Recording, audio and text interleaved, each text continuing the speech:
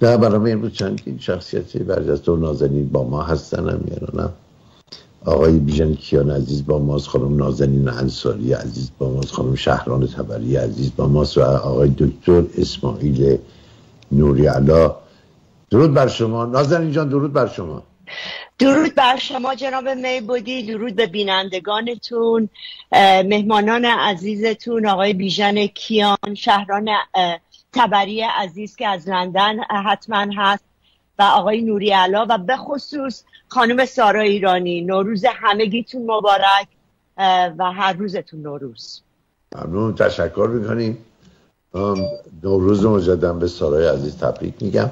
اما آقای اسماعیل نوری‌علا مورد حمله قرار هک شده کامپیوترشون و الان از طریق زوم با ما هستن. خیلی هم خوشحالیم که دکتر نوری‌علا رو امروز با خودمون داریم. دکتر نوری‌علا درود بر شما.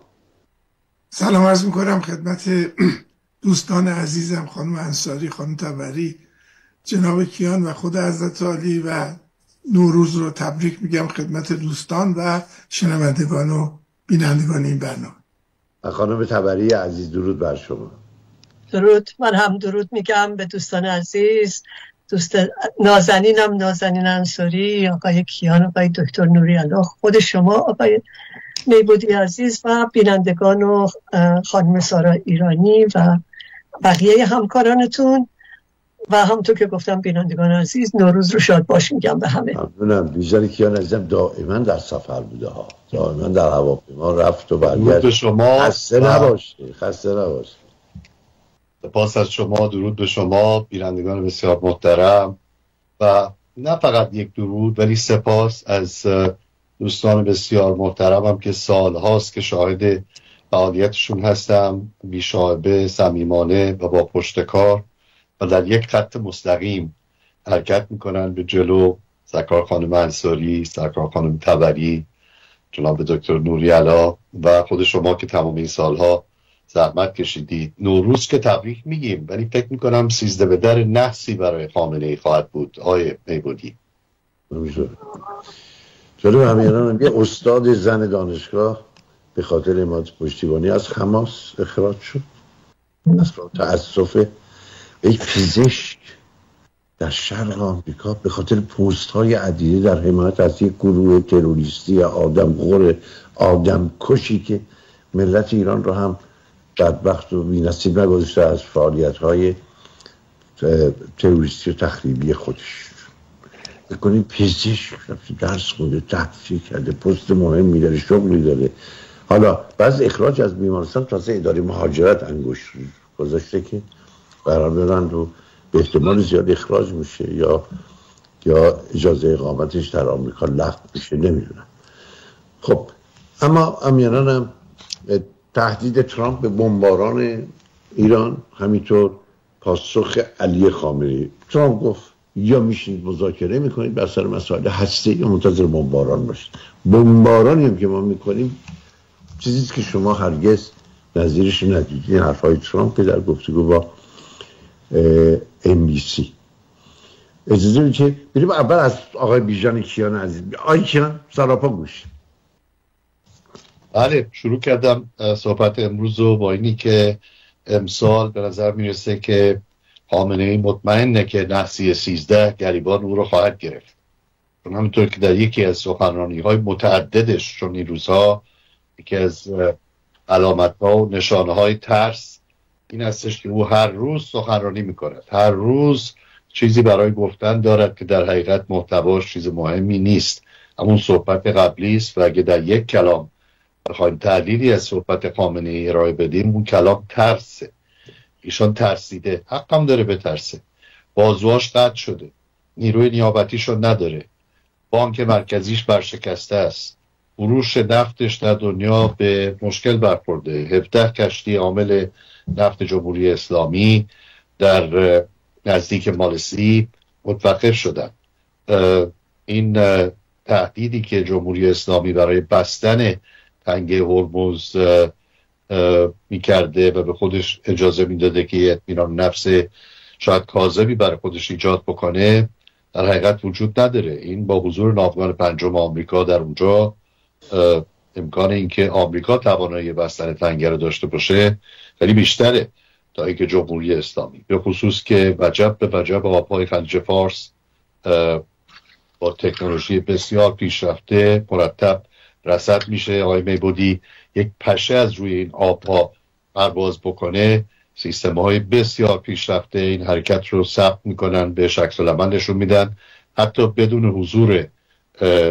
حضور آنچه که شاید تکنولوژی قدیمی به حساب میاد. اینه که خامنه‌ای حق داره که اونجا بشینه. آخرین صحبتش هم شما به من یادآوری کردید که میگوید که اگر مردم دوباره خیزش بکنن بر علیه نظام. ببینید خیلی جالبه که در تاریخ ببینیم که یه دیکتاتور علنا میآید و میگوید که اگر مردم من به من اعتراض بکنند ما مردم را بر علیه آنها میشورانیم. نه مردم که نه، همین تعداد معدود باقی مانده، ولی محاسبش غلطه جناب میبودی و بینندگان محترم. محاسبش غلطه به خاطر اینکه اون 66,000 نفر بیشتر در یونیفرم در نیروی انتظامی ندارد و وارد کردن نیروی نظامی نه انتظامی به خیزش‌های مردمی کار بسیار بسیار مشکلی است، برای که اون سربازی که اسلحه دستشه حتما خواهرش، مادرش، برادرش، منسوبینش رو میبینه که در میان اون جمعیت باشن و براش کار ساده‌ای نیست که به اونها شلیک بکنه. به هر حال این رو میدونه و این روی حلقه بسیار بسیار کوچک حامیان خودش حساب میکنه، در حالی که یادش میره که وقتی از اون افسر آلمانی که داشت یهودیان رو سوار قطار میکرد که به قتلگاه بفرسته، از او پرسیدن در اون لحظه از چه چیزی بیشتر میترسیدی؟ و از این میترسیدم که آنها بدانن که ما فقط 100 نفریم و آنها هزاران نفر و اگر اراده کنن به راحتی ما رو شکست میده. خامنه ای رو میدونه، یعنی اینقدر میدونید ذهن جنایتکاری داره و معمولا این ذهن جنایتکار باهوش هم میشه، آدم باهوشیه، کاملا درک میکنه که کجا قرار گرفته. ولی آقای میبودی از این به سوال کنیم که چرا از مذاکره مستقیم هراس داره؟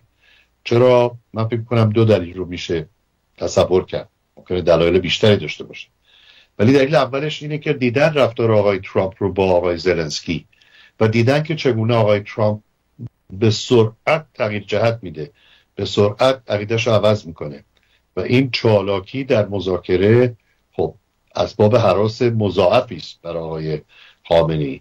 بعدم وقتی به تاریخ نگاه میکنیم همه مذاکرات مستقیم موفق نبوده. مثلا میتونیم به کمپ دیوید به عنوان یکی از مذاکرات مستقیم بسیار موفق نگاه کنیم، ولی بقیه مذاکرات مثلا به غیر از آلمان غربی و شوروی سابق نمیتونیم زیاد نگاه کنیم که مذاکرات مستقیم حتما موفق شده باشه.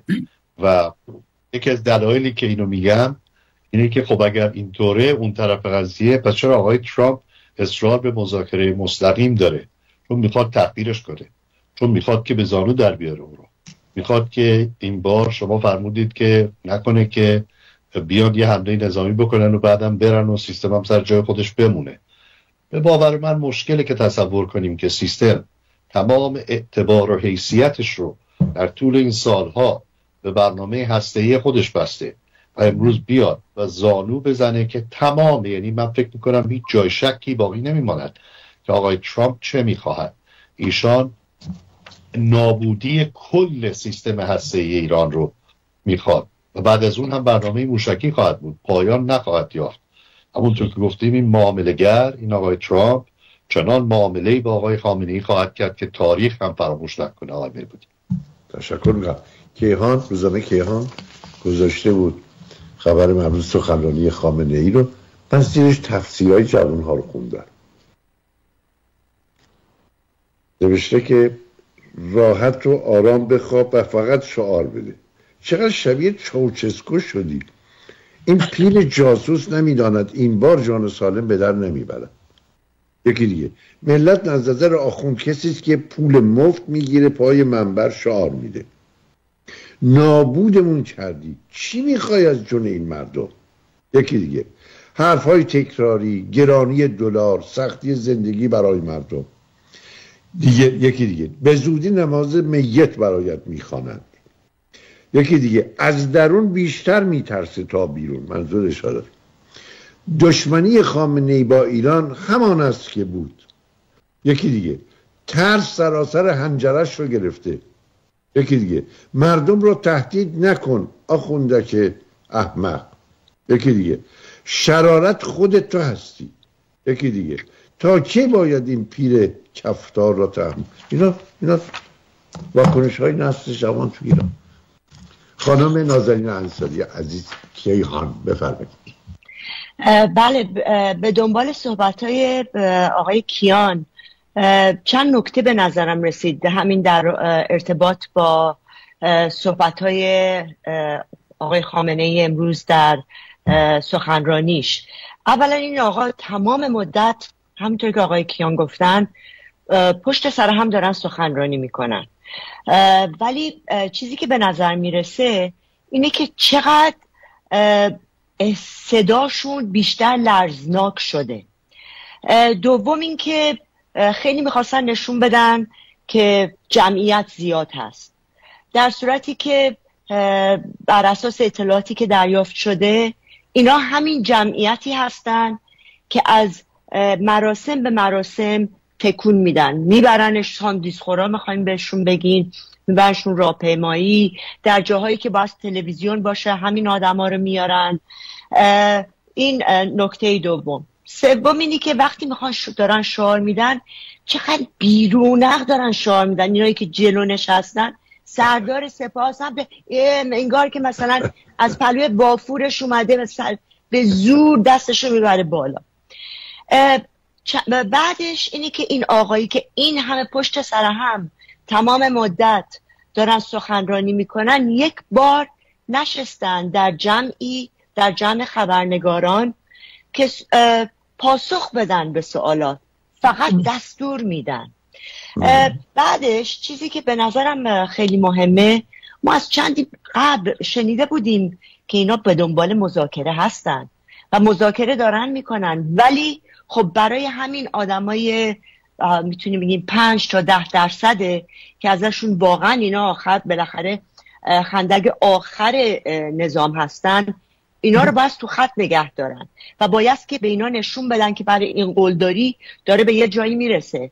ولی همونطور که آقای کیان گفتن بایستی به چاره این به جز مذاکره نداشتن. حالا مذاکره هم اسمشو نمیشه گذاشت، ما که نمیدونیم واقعا نامه هایی که رد و بدل شده مفادش چی شده، به خصوص مال این آقای خامنه ای. ولی یک چیزی که به نظر من رسید این بود که تو از این کتابای مال دیپلمات‌های خارجی بریتانیا که راجع به زمان انقلاب مشروطه نوشته بودن و راجع به یک کامپریسنی کردن، یک چیزی کردن، فرقی بین ملت عرب و ایرانی ها.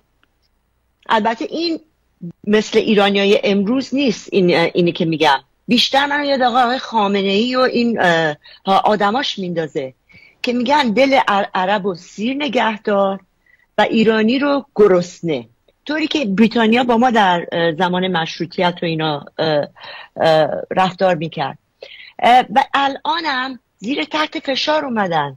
این نیست که وقتی که وضعیت خوب بود آقای بایدن بود بهشون همینطوری پول میداد، خیلی قلدری میکردن، تا شروع میکنن بزنن تو سرشون میان همینطوری هی میو میو میکنن و میخوان بیان مذاکره، ولی نمیخوان بگن که ما مذاکره مستقیم داریم میکنیم.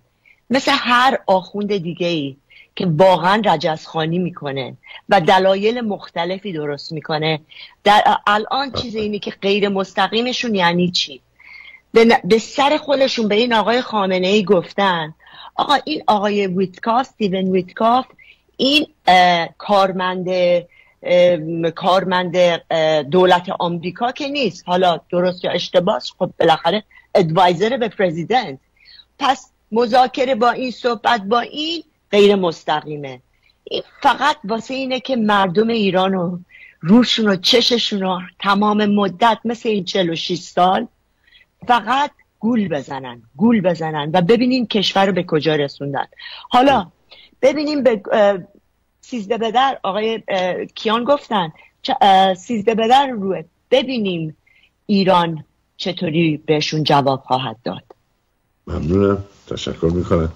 خب امروز اصلا امید نداشتم که آقای نوری‌الله رو داشته باشیم و حک شده بودم، ولی خوشبختانه سپهر عزیز تلاش کرد. دکتر نوری‌الله با زوم الان با ما هستن، بقیه با از طریق اسکایپ. خانم شهران تبری عزیز.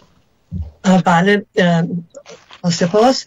من اجازه بدین راجع به اون قسمت، یعنی هم آقای کیان هم نازنین انصاری عزیز راجع به صحبت‌های آقای خامنه‌ای توضیحات کافی دادند و من فکر میکنم با حرفاشون موافق هستم. بذاریم برگردیم روی این که فتنه از داخل ایران، چون از اول صحبتش گفت اطمینان نداریم از بیرون به ما حمله‌ای بشه.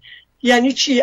یعنی از بیرون اگه حمله نمیشه پس از داخل لابد یک اتفاقایی میخواد بیفته. این یک احتمال رو به اصطلاح اینجا مطرح کرده.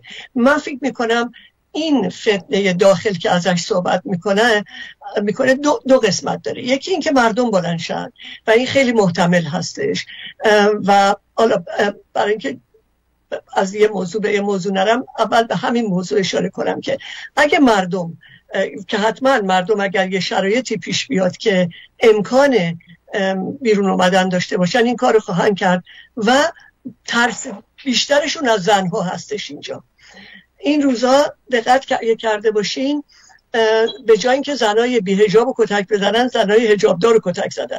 جلوی مجلس هم زنایی رو که آمده بودن تحسن کرده بودن که قانون حجاب جاری بشه اینا رو کنار زدن و پراکنده کردن و انداختنشون بیرون، برای اینکه بیشتر از هر کس از زنها میترسن.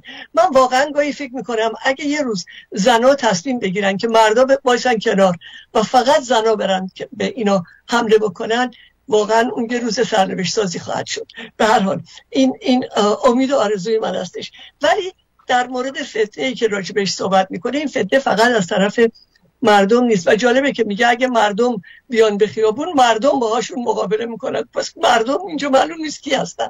ولی من فکر میکنم یه بخش دیگه فتنه‌ای که ازش صحبت میکنه از داخل خودشون هست، برای اینکه از داخل خیلی وحشت دارن از اینکه اگر بیاد قبول نکنه، که این به نظر میاد نمیخواد مستقیم قبول کنه و ترامپ هم، البته آقای کیان بهتر از من اینو میدونن، ولی فکر میکنم ترامپ هم حاضر به این نیستش که اینجا ببینه خامنه‌ای چی میخواد مطابق میل اون رفتار بکنه.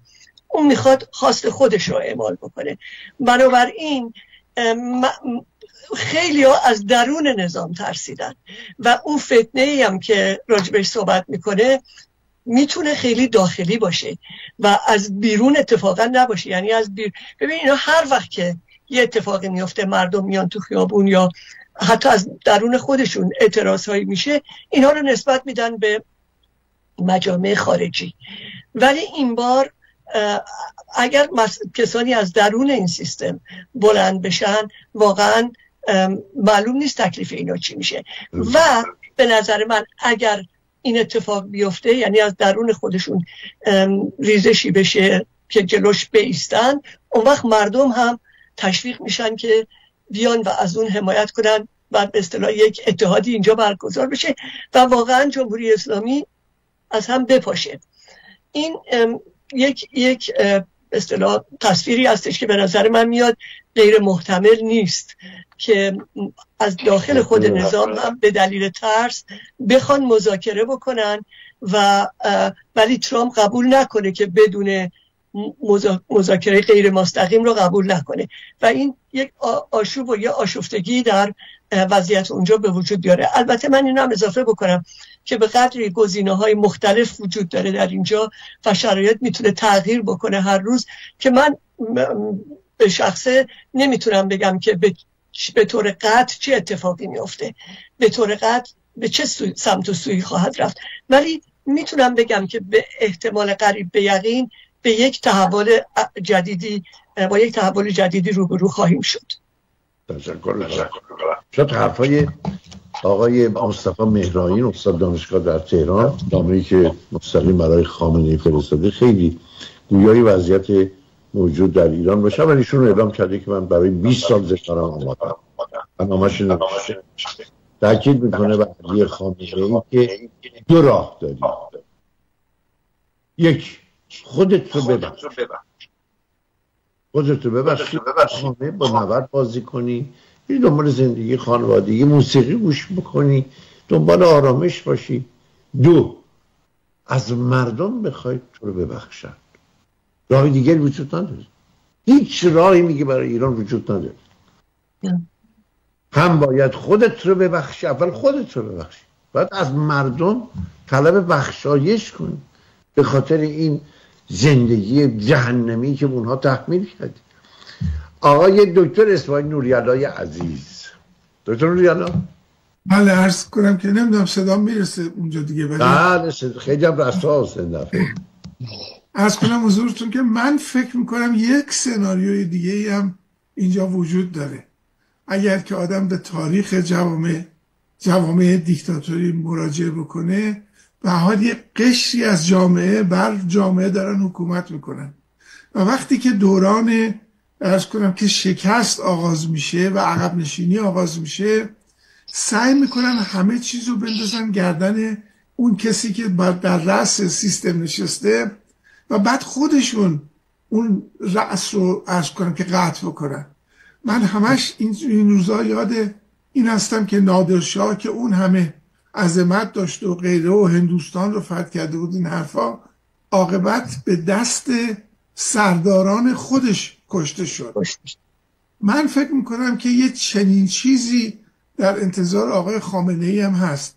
یعنی هراسی که افتاده تنها از آقای ترامپ و خارج و غیره نیستش، این یک حکومت جنایتکاریه که از پسر خمینی رو اگر دیدن مزاحمه تا هاشمی رفسنجانی رو خودشون کشتن.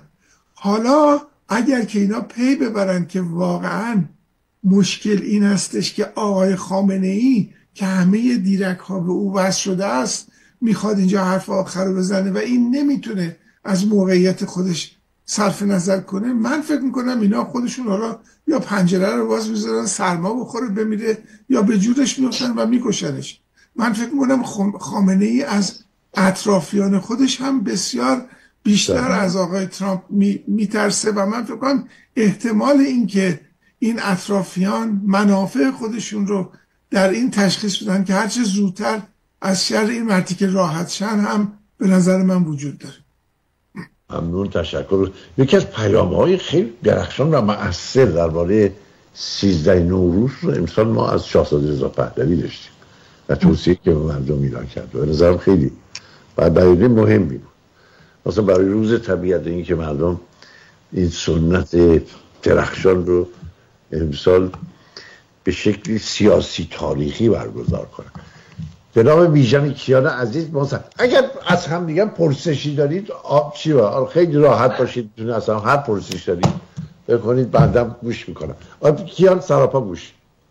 چقدر خوبه آقای میبودی که در یک برنامه مهمانان در یک سو و در یک سمت فکر میکنن. یعنی تصادفاً ما اینکه ما هیچ هماهنگی نکردیم بین مهمانان محترم، میبینیم که همه در یک سو صحبت میکنن و هیچ کس سناریویی ارائه نمیده که یک کمی امیدوار کننده باشه برای آیت الله خامنه‌ای.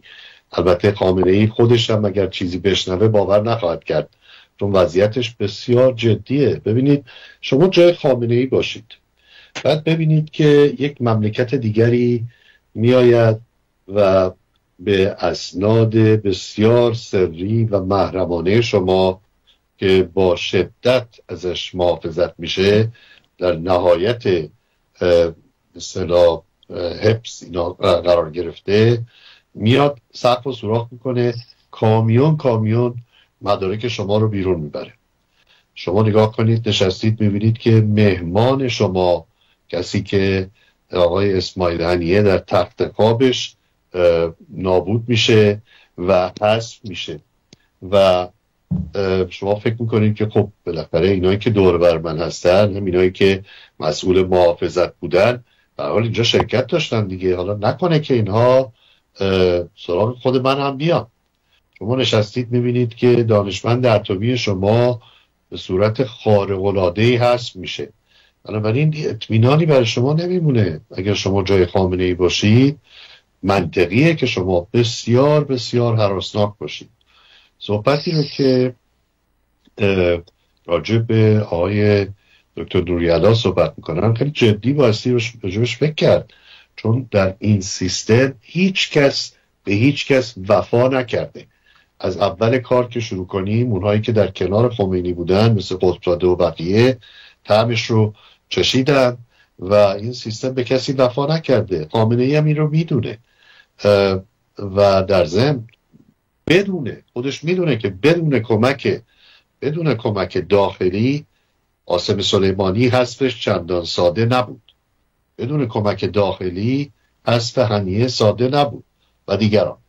اینه که بسیار منطقیه این صحبت و این فرضیه یا تئوری آقای دکتر نوری‌علا بسیار فرضیه منطقی است، هم سابقه تاریخی داره، همین که سیستم های خودکامه دچار این ضعف و بیماری میشن که وقتی مورد مصرفشون تموم میشه اون کسی رو که خودشون در حقیقت باد کردن و بالای کرسی قدرت قرار دادن همون نقطه تقصیر میشه و همه چی به او اتهام زده میشه که شما مسئول همه چی بودید، حتی خطاهایی که ممکنه او هم درش نقش نداشته.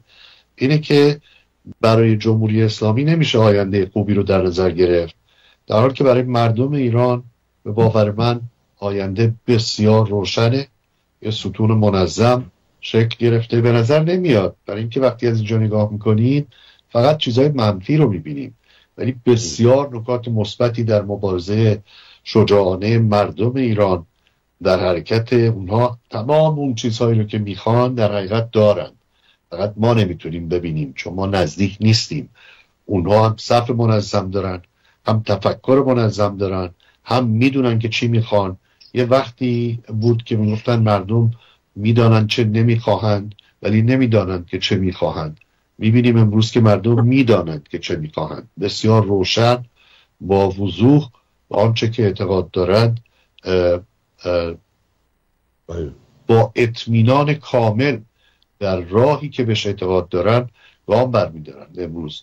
و ببینید باستی واضح‌تر شاید اینو گفت که امروز اگر شاهزاده رضا پهلوی محبوب ترین و معتمدترین شخصیت سیاسی داخل و یا خارج ایران هستند، سوال منطقی است که بپرسیم که چرا؟ از کجا؟ آیا به خاطر که ایشان فرزند پادشاه فقید ایران هستند یا اینکه ایشان منش و رفتار و گفتارشان چنان بوده که ارتباط مستقیم با همین مردمی که آقای خامنه‌ای امروز ازشون میترسه؟ چرا آقای خامنه‌ای از این مردم میترسه؟ چون این مردم تفاوت‌ها رو دیدن، انتخاب خودشون رو کاملا نشان دادن. ببینید این صحبت من رو تضاد با آنچه که شاهزاده عنوان کردن نباستی تعبیر کرد. ایشان میگویند تکلیف حکومت آینده در ایران آزاد را مردم از طریق صندوق رای معین خواهند کرد و ایشان به قصد قدرت در این مسابقه قدرت شرکت نمی کنند. ایشان یک نقش بسیار مشخصی برای خودشون در نظر گرفتن که تا رسیدن به صندوق رای این ستون رو هدایت بکنن. حالا چرا هدایت این ستون به مردم ایران یک قدرت اضافه میده؟ چون همشون میتونن دنبال یک فکر. جناب میبودی بینندگان بسیار محترم، من فکر میکنم که از فرد گرایی به فکر گرایی کشاندن. شاهزاده آنچه را که میگویند معطوف به فرد نیست، معطوف به فکره. فکرشون هم روشنه، خیلی ساده. همه سعی کردن که در طول این سالها یه جمع‌بندی بکنن. ایشان اون حداقل هایی رو که همه میتونن، همه کسانی که واقعا دل در گروه ایران و ایرانیان آزادی ایران دارن، همه میتونن بهش دل ببندن، همه میتونن ازش پیروی بکنن. یعنی تمامیت ارضی ایران، یعنی یک پرچم، یک ملت، جای سوالی باقی نمیذاره. یعنی که ما به سوی یک انتخابات آزاد برای برقراری یک حکومت سکولار دموکرات. این خیلی مهمه. هر کدوم از این کلمات رو بایستی بارها تکرار کرد برابر با منشور جهانی حقوق بشر. بنابراین اگر کسی سوال میکرد که خب چطور به اونجا برسیم، چطور به چنین صندوق رای برسیم، این هم شاهزاده مشخص کردن 5 قدم بسیار بسیار روشن و به نظر من شاید هر کسی ممکنه که تعبیر خودش رو داشته باشه، ولی هر کسی که بتونه هر کاری در این زمینه این 5 قدم انجام بده، به باور من در حقیقت به رأی مردم ایران، به خواسته مردم ایران که برقراری یک حکومت سکولار دموکرات هست کمک کرده. و اون اینه که ما بایستی همونطور که در روزنامه کیهان اعلام شده بود توسط خوانندگان روزنامه، بایستی به اینجا برسیم که 3 کار واجبه. کار اول، پیامی که مردم ایران به نیروهای انتظامی و نیروهای نظامی میدن: اگر کسی رو نکشتید، اگر مال کسی رو سرقت نکردید، اگر کسی را بدنام نکرده اید و اگر شاکی خصوصی ندارید، نگران کار و زندگی خودتان نباشید. آنچه که بر سر ارتش بعثی عراق آمد نتیجهش رو دیدیم، تجربه کردیم، چنین اتفاقی نخواهد افتاد. اینو مردم ایران میتونن بگن، هیچ کس دیگری چنین قدرتی نداره که چنین تضمین رو بده. دوم، این دعوای بین آنها که ماندند، آنها که رفتند، آقای میبودی، بایستی تمام بشه. اینی که بگوییم که آنها که انقلاب کردند اشتباه کردند، خب این که معلومه که خودشون میدونن که اشتباه کردند، ولی این که ما انتظار داشته باشیم که اینها دونه دونه بیایم و بگویم که ما اشتباه کردیم، از طرف اونا که نگاه کنیم میگن خدا ما رو زده، این شما احتیاجی نداره که ما رو به غلط کردن بندازید. ضرری نداره ولی منفعتی هم نداره. اینه که اصراری نباید کرد که حتما شما بایستی بیایید و بگویید، نه، بایستی این دعوا تمام بشه و ما بتوانیم با داخل ایران به جای دیوار سازی که کار ما بوده در تمام این سالها، دیوار ساختن کار راحت تریه، ولی پل سازی بایستی بشه. بایستی با مردم داخل ایران صحبت بکنیم که میکنیم هر روز و این رو ما به سوی اونها میریم، اونها هم به سوی ما میان و صحبت میکنن با افراد بسیار زیادی، هزاران نفر هر روز با داخل ایران این ارتباط رو دارن. و مهمتر از همه به نظر من، چرا میگم مهمتر؟ چون 80% جامعه ایران زیر 40 ساله. اگه ازشون بپرسید مهمترین چیز برای شما چیست، میگوین یه کار. بدون کار من زندگی ندارم. من هنوز با پدر مادرم زندگی میکنم، نمیتونم ازدواج کنم، نمیتونم یه زندگی درست کنم تا وقتی یه کار نداشته باشم. واسه تصویر مشخص، نه تیتر، یک تصویر مشخص برای یک جوان ایرانی. مثلا یک جوان در کرمان زندگی میکنه، میبینه که در این مس سرچشمه این سنگ مس که استخراج میشه و به فروش میره، حالا ممکنه مدل های مختلفیش رو اقدام کرده باشن، ولی عالی ترینش اینه که شاید یک کارخانه سیم مسی اینجا تشکیل بشه که بتوانه در مصارف تکنولوژی، در بوردهای کامپیوتر، در جاهای دیگه ازش استفاده بشه، در صنعت هواپیمایی، هوافضا استفاده بشه با قیمت‌های بسیار بالاتر. و او که خودش رو یک مهندس مکانیک یا الکترونیک میبینه، در اونجا برای خودش یک کار ببینه. این تصویر بایستی روشن بشه. یعنی ما به جای اینکه من نمیخوام از خودم انتقاد کنم، چون بیشتر از هر کسی مورد انتقاد خودم رو میدونم، ولی باید عوض کنیم راهمون رو، صحبتمون رو عوض کنیم، گفتمانمون رو منطبق بکنیم با آنچه که امروز یک ایرانی در داخل ایران دغدغه‌اش رو داره. و اگر نه آقای بیبودی به ما میگن که شما در کنار اقیانوس آرام نشستید و با دل سیر و خیال راحت نفستون از جای گرم در میاد. خب ما نمیخوایم اینو بگن، ما بایستی هم نفس هم صدا با مردم ایران باشیم، چون هم صدایی همزمان همون برنامه راهبردی است که شاهزاده رضا پهلوی دلشون میخواد که ببینن که اجرا میشه و اجرای این برنامه هم به عهده تک تک ماست.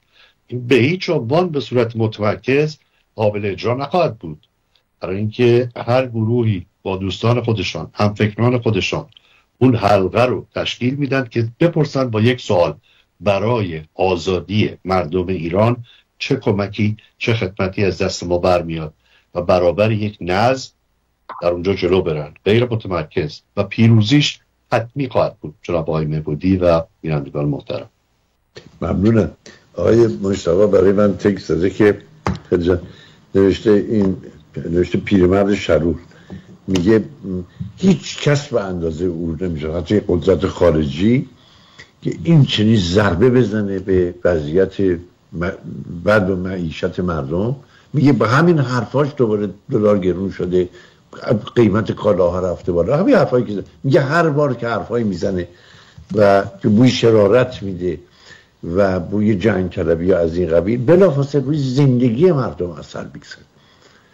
میگه خود این از هر دشمن خارجی بدتره برای ما. خب اینا بعدم نوشته آقای میخوام ببینم تو نظرش، نوشته شمارش معکوس سرنوشت خامنه ای شروع شده. آقای کیا موافقی با این نظر یا نه؟ ببینید من فکر میکنم که این اثر من از شمسه، یعنی واقعا از آفتاب روشن‌تر از این نمیتونه باشه که شمارش معکوس خیلی وقت شروع شده. فقط انکار، فقط دروغ، فقط ببینید متاسفانه این دیپلماسی چیز دردناکیه. دیپلماسی یک مسیر بسیار پیچیده است که هدفش اینه که این لای در، بارها گفتیم، لای در مذاکره باز باشه و بعضی وقتا هیچ دلیلی برای این وجود نداره غیر از این که وقتی اون در بسته بشه گزینه‌ها کم میشه و هزینه‌ها بالا میره. اینه که متاسفانه دیپلماسی همینه، از یک سوی دهانتان یک چیزی بگویید، از سوی دیگر چیز دیگری بگویید و در ضمن کاربرد هم داره. مثلا در مورد آقای ترامپ ایشان مخصوصاً از دو سوی دهانشان صحبت میکنن، طرف رو گیج و گنگ و نامتعادل نگه میدارن. ولی اینکه شمارش معکوس که شروع شده و چقدر طول میکشه، به نظر من بستی یک کمی ملاحظه کرد در چنین مواردی پیشبینی وقایع و آنچه را که میبینیم، آنچه را که داریم میبینیم اینی که به سرعت به سوی یک تصمیم نهایی پیش میریم. یا خامنه ای قبول میکنه که مذاکره مستقیم انجام بده که در این صورت آقای ترامپ پوست او را خواهد کند، یعنی چیزی از خامنه ای باقی نخواهد ماند در مذاکره مستقیم. از کجا میدونیم اینو؟ لاف میزنیم این که نه، اشاره میکنیم به نامه. در تاریخ آمریکا چنین نامه‌ای تهدیدآمیزی که اول با کلمات نرم شروع میشه و بعد میگه ولی اگه این کار نکنی یک عقوبت سختی در انتظار توست، چنین چیزی تا حالا نوشته نشده. بنابراین با دلیل و مدرک و مستند میتونیم بگیم که شمارش معکوس برای خامنه ای شروع شده و به عقب باز نخواهد گشت. یعنی در این سرازیری او در جایی قرار گرفته که چاره‌ای نداره. اگه مذاکره کنه باخته، اگه مذاکره نکنه باخته. در هر دو صورت هم خودش میدونه هم ما میدونیم. نه اینکه ما حدس بزنیم، اونها به ما تلفن میکنن، صحبت میکنن از خود داخل نظام و میگن که شما نگفتید من کسی نکشتی، کارش حفظ میکنین، اسم ما رو یه جای بنویسید، ما نکشتیم، ما دزدی نکردیم، ما مستثنا هستیم از اینا. یعنی این حقیقته. آقای خامنه ای هم اینا رو میبینه، میداند. اون میداند که در حتی رده های فرماندهی سپاه هم امروز چنان تفاوتی بین گروه ها شکل گرفته که حامیان او در اقلیت هستند. تشکر میکنم، ممنونم. از بازار آگاهی عبور میکنیم و برمیگردیم و گفتگومون رو با دوستان عزیز و ارجمند ادامه. جالب داشتم الان پیامایی که از ایران نگاه این کامنت ها رو نگاه میکردن، ناگهان یه سری کامنت هایی بود قبل از اون همه پاک شد. حالا ببینیم که کجاست، چی دسترسی داره به مجموعه این کامنت ها که به صحابه خوردن اونا رو پاک میکنه. خودم داشتم میدیدم، نگاه کردم هیچ کدومش نیست. خب برنامه میگیریم. هم یعنان عزیز و ارجمندم، دائما صحبت از ترامپ میشه و جمهوری اسلامی و تهدیدهای ترامپ. یه از مهمترین بازیگران خاورمیانه به ویژه در این زمینه خب اسرائیله. این فاکتور به نظرم کاملا فراموش شده. نقش اسرائیل به هر حال خیلی مهمه، بیشتر تاکید رو هم خود اسرائیلی‌ها دارن. این موجودیت اسرائیلی که در خطره و حالا باید ببینیم که نظر دوستان در این زمینه چیه؟ خب خانم نازنین انصاری بفرمایید. بله، خب همینطور که شما گفتین تو این راجع به اسرائیل در این چند روز گذشته، با اینکه مثلا در راهپیمایی روز قدس وقتی که میگفتن مرگ بر آمریکا، یکی میاد تو میکروفون میگه حالا دیگه نگین مرگ بر آمریکا، فقط بگین مرگ بر اسرائیل. تهدیدها و شعارها علیه اسرائیل خیلی زیاد هست و ایران تنها کشوریه که متاسفانه به خاطر جمهوری اسلامی کشور اسرائیل رو به رسمیت نمیشناسه و بزرگترین دشمن خودش هم اسرائیل میدونه. اسرائیل هم به همون جا از اون ور میدونه که بزرگترین دشمنش در خاورمیانه جمهوری اسلامیه که برای نابودیش تمام ابزار و تمام کمک‌های مالی رو کرده. وقتی که حالا راجع به اسرائیل صحبت میکنیم، در این حکی که به بانک سپه شد در روزهای گذشته که حسابهای خیلی زیادی رو اطلاعاتش رو در آوردن، حسابهای یک شخصی که یکی از مسئولین اون فاندی بود که از مردم جمع میکردن که بفرستن به غزه و لبنان و اینا، که آقای خامنه ای هم خیلی راجع به این مقدار پولی که خود مردم از جیب مردم، از جیب این آدمایی که فکر میکنن واقعا این آقای خامنه ای کسی هست، به دستور ایشون پولاشون رو رفتن گذاشتن. وقتی که وضعیت اقتصادی اینقدر اسفناکه، پولاشون رو رفتن بفرستن به لبنان و غزه و جاهای دیگه. تقریبا 2000 میلیارد تومان خیلی میگن پول جمع شده در حساب یکی از این مسئولین در بانک سپه. حساب شخصیش 600 میلیون تومان پول بوده. این پول از کجا میاد؟ اینا میلیارد ببخشید میلیارد تومان بوده. حالا صحبتی که آقای کیان میکردن که خیلی هم درسته، این جمهوری اسلامی، این ولایت فقیه از اون اول فقط برای خودش و اشخاصی که درون شرکی برای خودش بوده و این هست که مردم ایران الان توجه دارن که هیچ وقت جمهوری اسلامی پشتیبانی از اونا نخواهد کرد و تنها گفتمان کلانی که مردم رو تکون میده همون ایرانه و ایران دوستی، همون چیزیست که سالیان برای در تاریخ و به ما علیه متجاوزگران از عرب، مغول، از همه کمک کرده. ما هستیم که ایران رو نگه داشتیم از طریق فرهنگمون و استراتژی که الان جمهوری اسلامی و ولایت فقیه استفاده داره میکنه اینه که برای اینکه همونطوری که شهران جان گفتن در داخل از داخلش خودش میترسه، اینه که بین کسانی که در خارج هستن تفرقه بندازه و این تفرقه رو مخصوصا الان بین، یعنی یکی از استراتژیاشون اینه که بین اشخاص مختلف، گروه‌های مختلف تفرقه بندازن و یه الان شاهزاده رضا پهلوی هم زیر تیرشون هستن که میخوان ایشون رو از لحاظ پرسونالیتی ایشون از اینا از بین ببرن، یا از طریق خانوادهشون یا از چیزای دیگه. و این هست که بس ما هوشیار باشیم.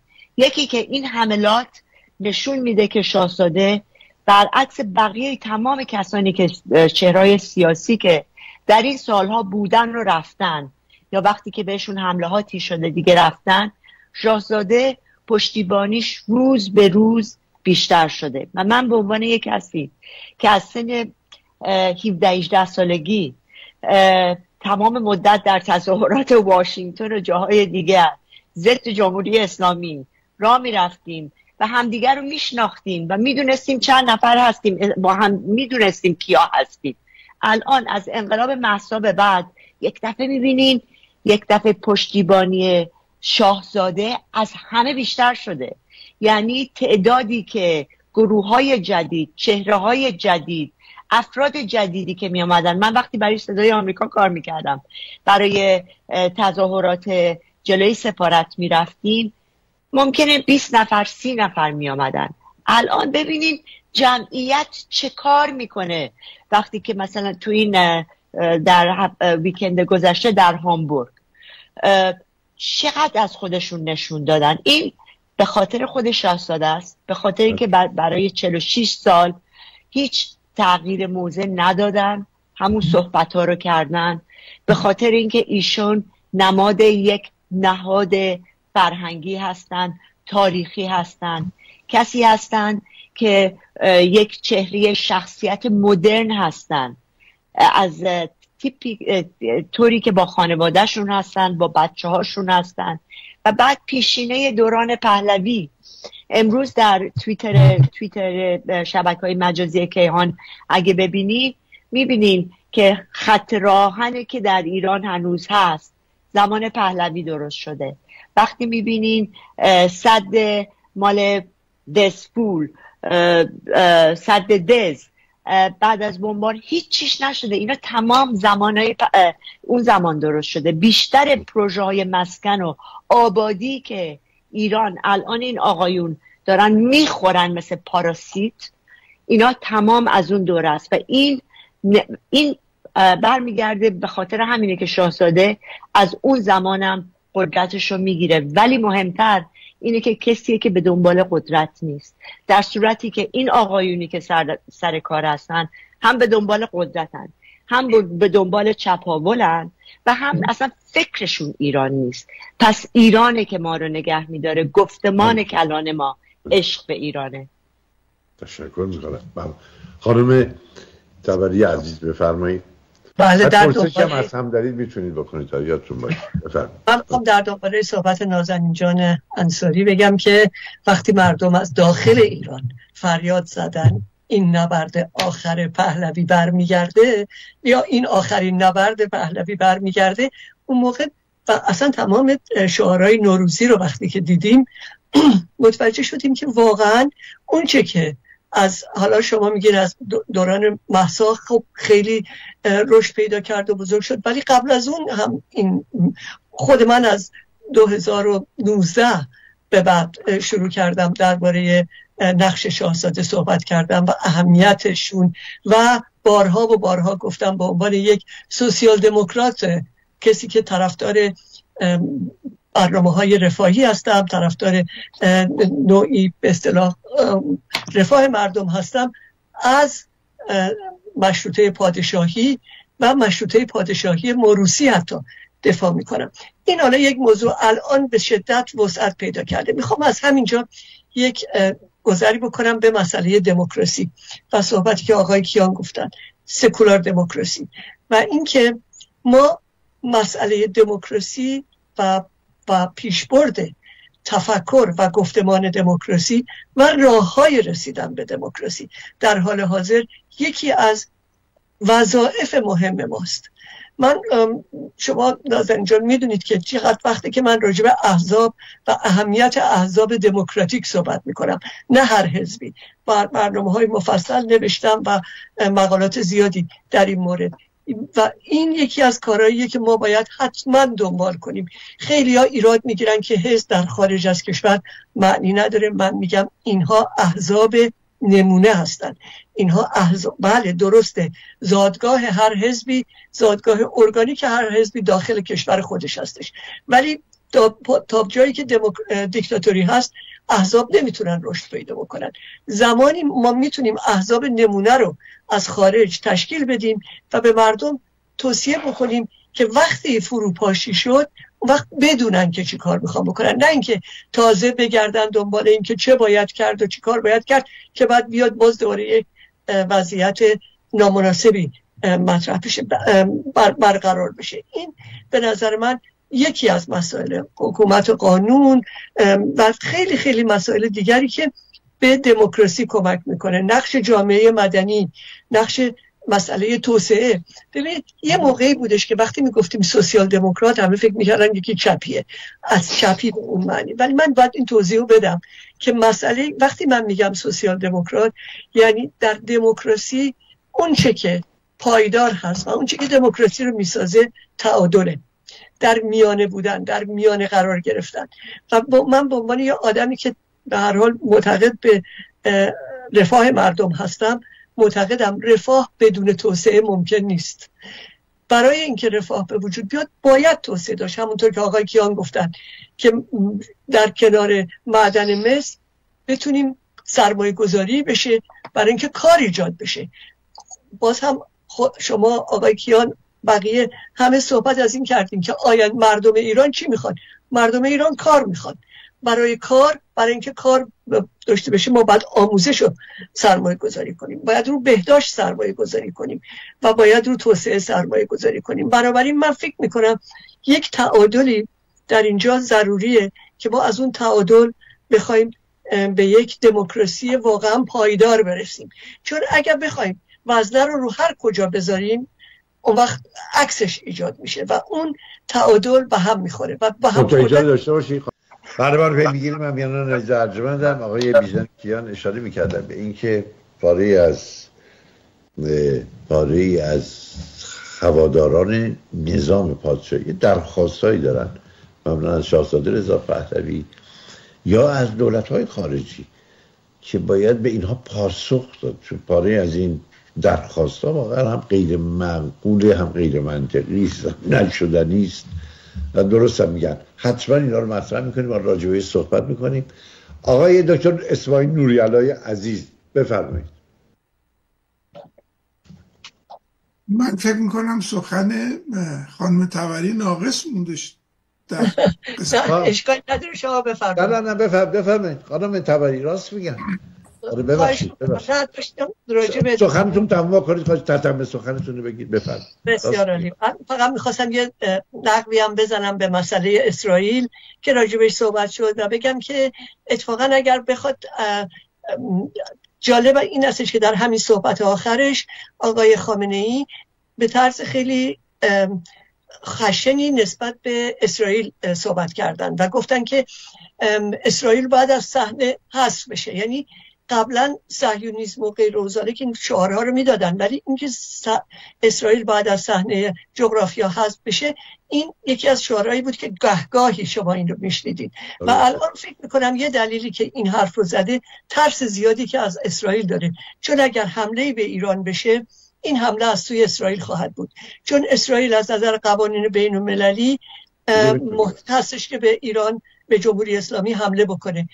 برای اینکه بدون اینکه تحریک کرده باشه جمهوری اسلامی رو بهش با موشک و غیره، با پهپاد و غیره حمله کرده. بنابراین من این ترس از اسرائیل رو هم باید در نظر داشته باشیم که صحبت از اسرائیل شد. این موضوع نقش اسرائیل در اینجا نقش بسیار قانونی خواهد بود در زدن، و اسرائیل هم بارها گفته به هیچ عنوان نمیخواد به اصطلاح تأسیساتی رو که مال مردم ایران هست یا مردم ایران رو بخواد بهشون صدمه بزنه و تا حالا نشون داده که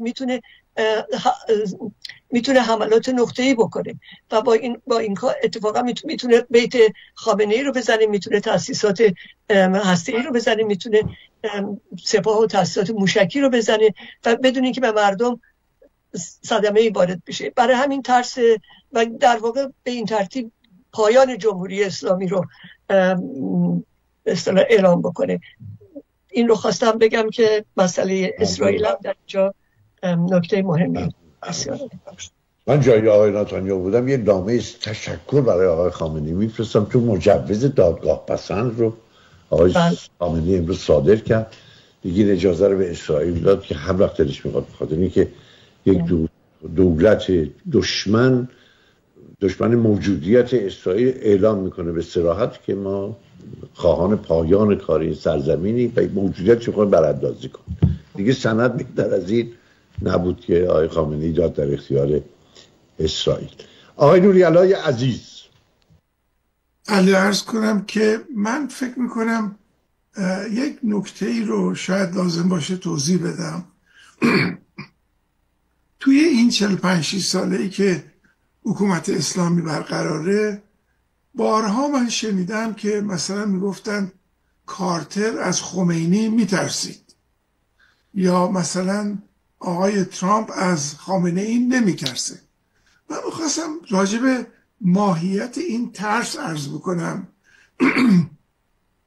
که این ترس در واقع از مردمی که یک موقعی انقلاب کرده بودن، پشت خمینی ایستاده بودن و کارتر از واکنش مردم ایران میترسید و نمیتونست اقدام سریعی انجام بده. همون اختیاراتی که آقای ترامپ داره آقای کارتر هم داشت، اما اون نمیتونست استفاده بکنه. حالا بگذاریم از این که در این حال نمیخواست.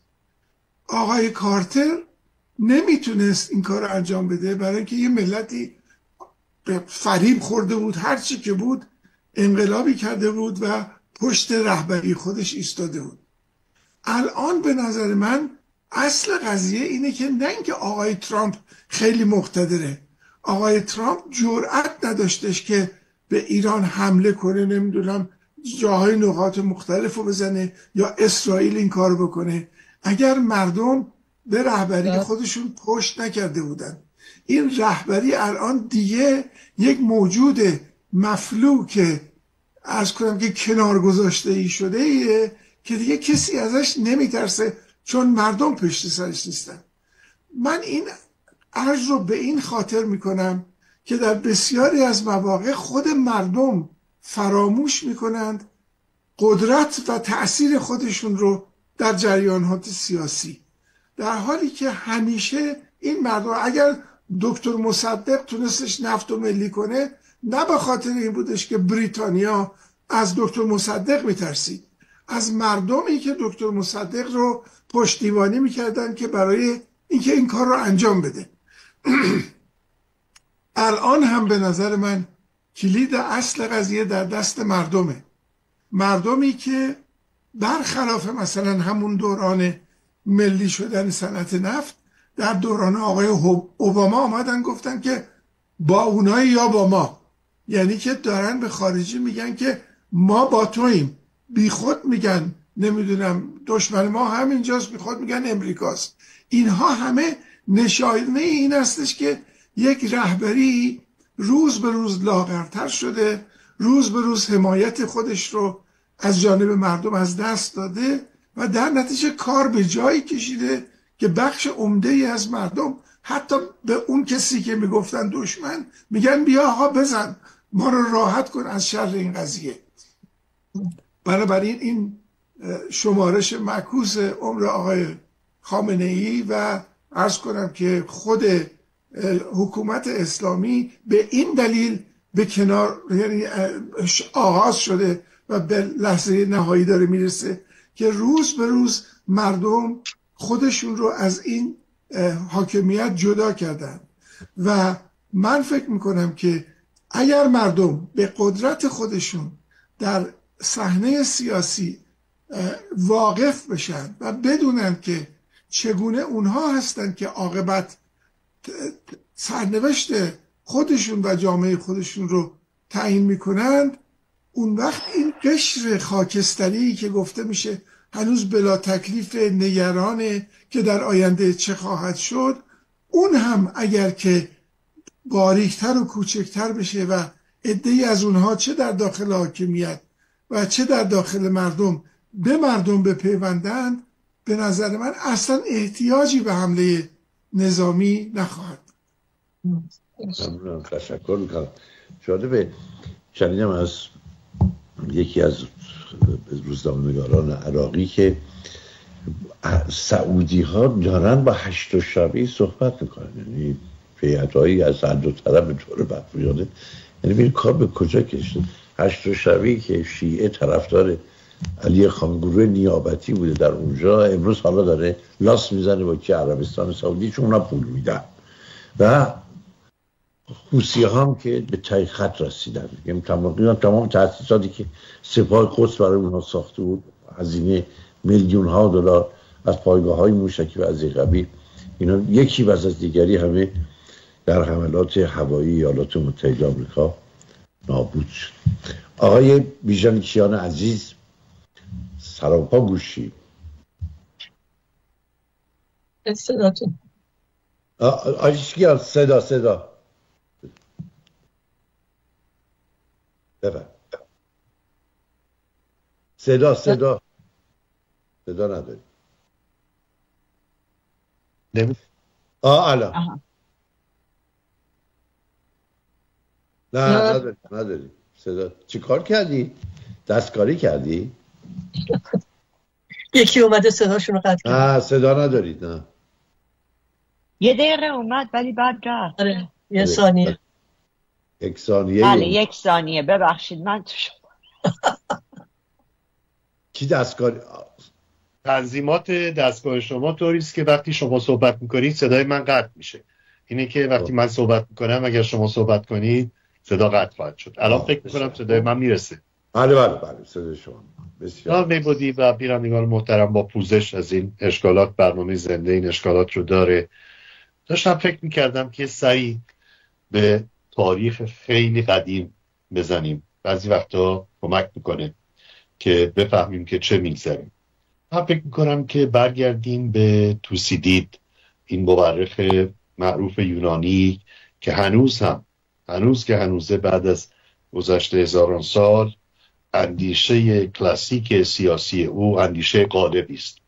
او در بررسی جنگ بین آتن و اسپارتا 3 عامل رو بین دو طرف بسیار عوامل مؤثری می‌دانند که تا امروز هم تحلیلگران سیاسی و نظامی به این 3 عامل توجه میکنه. خب میبینیم امروز که خامنه‌ای در مقابل دشمن واقعی خودش قرار گرفته، یعنی مردم ایران هستن و این رو هم مکنونات قلبی ما نیست، شعار سیاسی نیست. حتی کسانی که در داخل سیستم خدمت کردن از آن دارن که 92% مردم ایران ازشون همه پرسی شده، 92% از کسانی که پاسخ دادن ناراضی هستن از این دولت. بنابراین دشمن خامنه‌ای مردم ایران هستن. توسیدید میگوید که 3 عامل، که این 3 عامل ترس، افتخار و منافع طرفین هستند، اینجا بررسی میشه و کمک میکنه به پیشبینی آنچه که برآیند چنین تقاسمی خواهد بود، چنین رویارویی خواهد بود. امروز وقتی نگاه میکنیم میبینیم که ترس مردم کم شده و ترس خامنه‌ای به شدت افزایش پیدا کرده. امروز نگاه میکنیم به اینکه افتخار مردم به شدت بالا رفته. نگاه کنید جانشان رو دادند. این مجید رضا رهنوردها، این ندا و سلطانها که بیگناه حتی کشته شدن، اینها جانشون رو دادن. نیکا دیگران، نمیخوام که اسم کسی از این بزرگنامان، از این کسانی که واقعا نمونه‌های تاریخی هستند که تا سالها به شجاعت اونها اشاره خواهد شد گفته نشه، ولی مهم این مطلبه که اونها افتخارشون بالا رفته، بالاترین بها رو برای بازپس گرفتن آزادی مسروقهشون پرداخت کردن. ولی ببینیم این افتخار چه به سرش آمده، به جز ننگ برای جمهوری اسلامی چیز دیگری نداشته. در همه زمینه‌ها شکست خورده، دیپلماسیش معیوب بوده، امور مالیش، امور اقتصادیش معیوب بوده، شکست خورده است، در دنیا دوستی ندارد. در همه موارد اسباب ننگ براش هست. دولتی است که جلوی مردمش ایستاده، با اسلحه جنگی به چشمان بانوان خودش شلیک کرده، این ننگ بزرگ رو بر خودش خریده و منافعش مرتب به منافع مردم اضافه میشه. دنیا با مردم ایران هم صداتر میشه و مرتب جمهوری اسلامی در انزوا قرار میگیره و بنابراین در هر 3 مورد ما اگه بخوایم که یه متری، معیاری تعیین بکنیم که این ترس و افتخار و منافع جمهوری اسلامی رو در ارتباط با شجاعت و افتخار مردم ایران و اینکه به کدام یک از طرفین ضربه میخوره به منافعش هر روز نگاه بکنیم، باز هم به اینجا میرسیم که این ادعای واهی نیست که بگوییم که شمارش معکوس برای جمهوری اسلامی در حال جریان است. ممنونم، تشکر میکنم. حملات تازه دونالد ترامپ به ولادیمیر پوتین خیلی بحث انگیزه در سطح جهان. یعنی عصبانی است، به شدت از پوتین عصبانی است، یعنی که هشدارم داره میده به آقای زلنسکی که مبادا از این قرارداد مواد معدنی و خام در اوکراین عقب نشینی کنند. اینم از اتفاقات مربوط به اروپا و مناسبات اروپا و جمهوری اروپایی هم گفتن ما توپ‌ها رو آماده کردیم برای یک جنگ تجاری با آمریکا. اونم تصمیم گرفتن که تعرفه‌های گمرکی رو افزایش بدن در مورد پاره از کالا، از جمله موادی که به اصطلاح واردات کشاورزی از آمریکا و پوشاک. پی میگیریم برنامه رو با دوستان عزیز. خانم نازنین انصاری، از هر کدام حدوداً 1 دقیقه و نیم وقت دارید، بفرمایید. حالا برنامه خیلی خوبی بود، واقعا آموزنده بود. یک دنیا ممنون از این که منو دعوت کردین.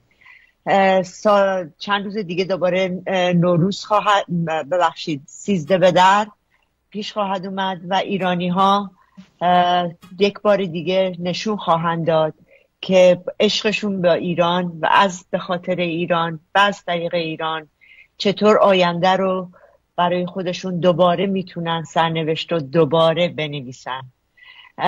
و آخر این آقای، همونطوری که قبلا بهتون گفتم، ما وقتی که کوچیک بودیم بهمون میاد میدادن بگیم لعنت بر یزید، ولی از این به بعد از این روزی نیست که پیام هایی به دست ما نرسه که نگن لعنت بر خامنه ای.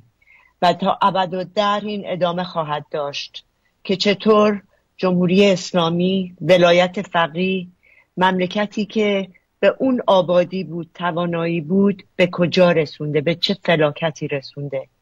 ولی 13 به در به همه مبارک و انشالله این 13 به در آغازی نو برای ایرانی نو باشه.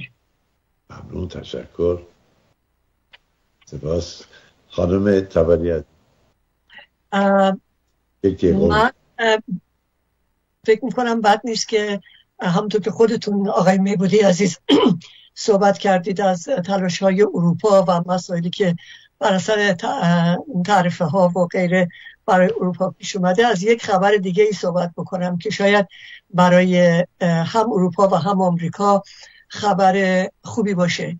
و اون که دیروز در بریتانیا، در لندن، به دعوت آقای کیر استارمر نخست وزیر، یک جلسه از سران اروپا و از طرف صاحب سیاستکارهای آمریکا تشکیل شد درباره اینکه چگونه با مسئله مهاجرت روبرو بشن، مقابله کنن.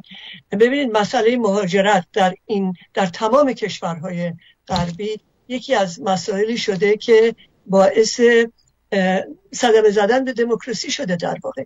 یعنی صحبت هایی که میشه، جنگی که الان به راه افتاده و این هجومی که به این کشورها آورده شده، در حالی که مسائل اقتصادی دشواری در جلوی راهشون هست و فشار مهاجرت از این مسائل اقتصادی کم نمیکنه.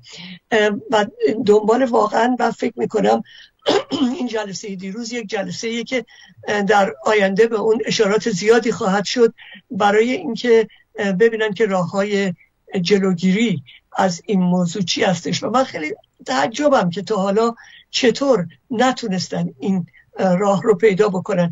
یکی از راههای اساسی این موضوع مقابله با گروه‌های قاچاق افراد هستش، قاچاق مهاجران هستش، آوردن مهاجران. ولی بعد از دولت هنوز نتونسته کاری با این موضوع بکنه، نتونستن جلوی اینا رو بکنن. برای همین الان به نظر من یک همکاری بین‌المللی برای مقابله با این موضوع شروع شده که من فکر میکنم نتیجه مثبتی به بار بیاره، چه از نظر اقتصادی و چه از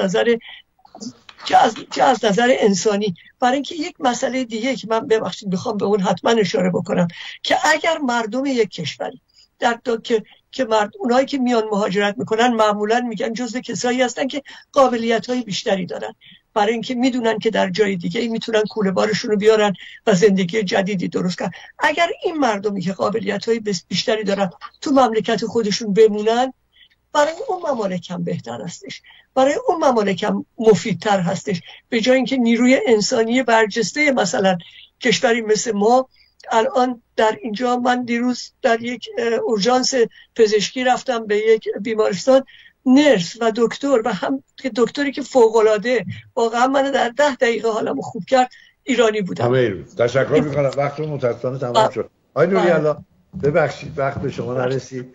تشکر میکنم از حضور همگی شما و سپاس. بسیار برنامه آموزنده‌ای بود. ممنونم از سپر خسروی عزیز تشکر میکنم و همینطور از خانم مرجان نقبی و سارا خانم ایرانی و شما که ما رو در سفرهای روزانه همراهی میکنید. خدا نگهدار. خدا شما و بینندگان محترم.